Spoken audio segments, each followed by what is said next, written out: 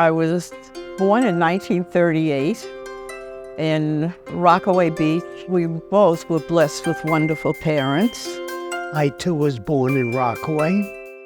Lynn's older brother was my best friend. I was always in their house, and the kid sister was around. The kid sister being Lynn.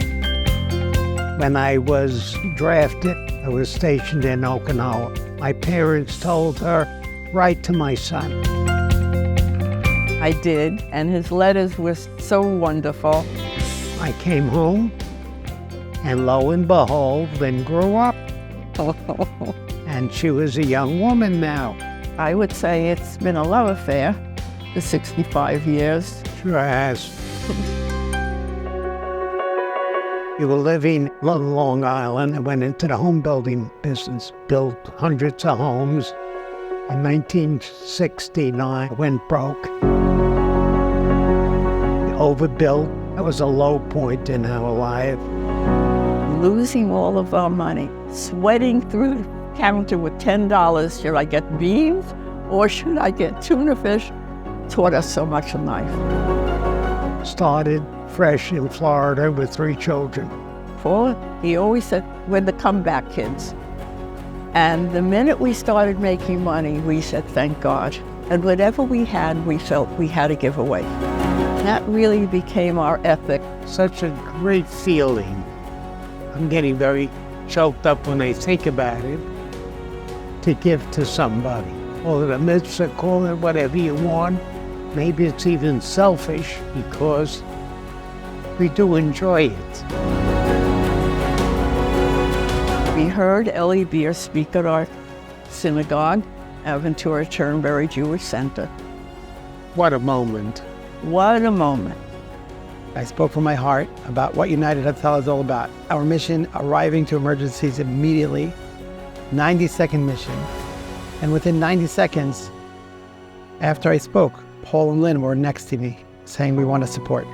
That day, Lynn and Paul became 2 of our biggest supporters and 2 of the most incredible people who give their life to do good in the world.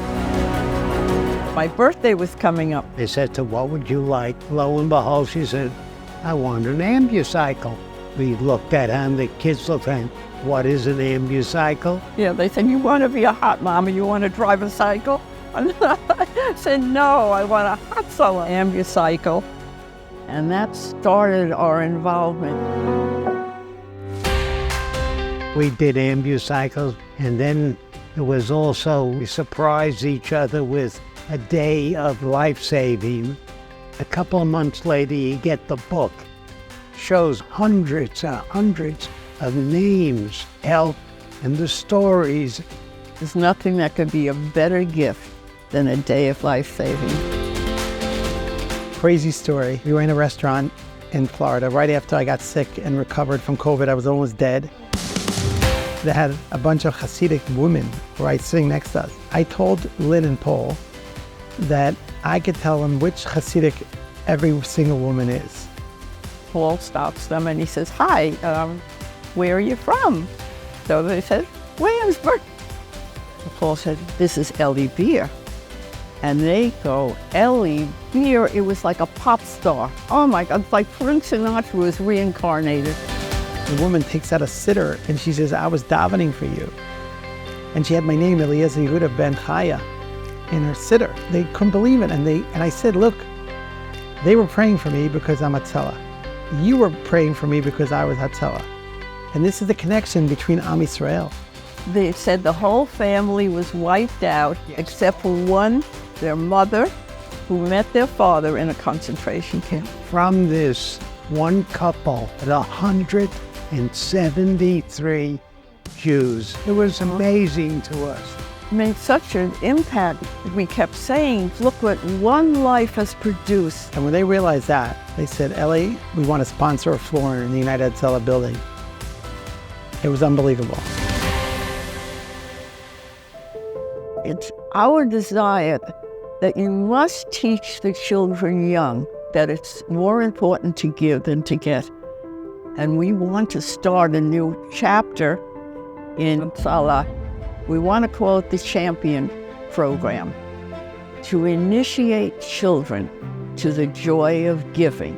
It could be a nickel, it could be a dime. That's how they learn to be the next generation that's going to support Hatzalah.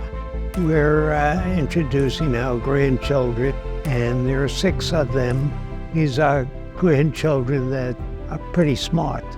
They know what they're doing, they know where they've come from. I didn't think I'll be coming to Florida in the midst of a war. I wasn't sure if we're going to do this event, but this is appropriate that we continue saving lives while we honor the people who are helping, the volunteers that put their life in danger and they went to help people, and the supporters who are continuing to support no matter when and what situation. The second day into the war, Leight and Paul call us up and they want to give a 7-figure donation to help United Hatzalah cope with the war, buy medical equipment that we needed, to buy vehicles, and to run our operations. I got very emotional as our people are, war, fighting a war is more important today to give and to give to United Hatzalah, who is giving back to people of Israel. Donate. When I think about the lights, I think about Or Lagoim. What is Or Lagoim? Light over the nation. And this is exactly who they are. Look at them. They're sitting here and putting light in this beautiful room with over 1,000 people sitting here. Lynn and Paul, on behalf of our 7,000 heroic medics in Israel, you deserve this honor and we congratulate you. The honor is overwhelming. Our children, thank God, are alive to see this. This has never, ever been our intention. What we're doing should be as natural as breathing.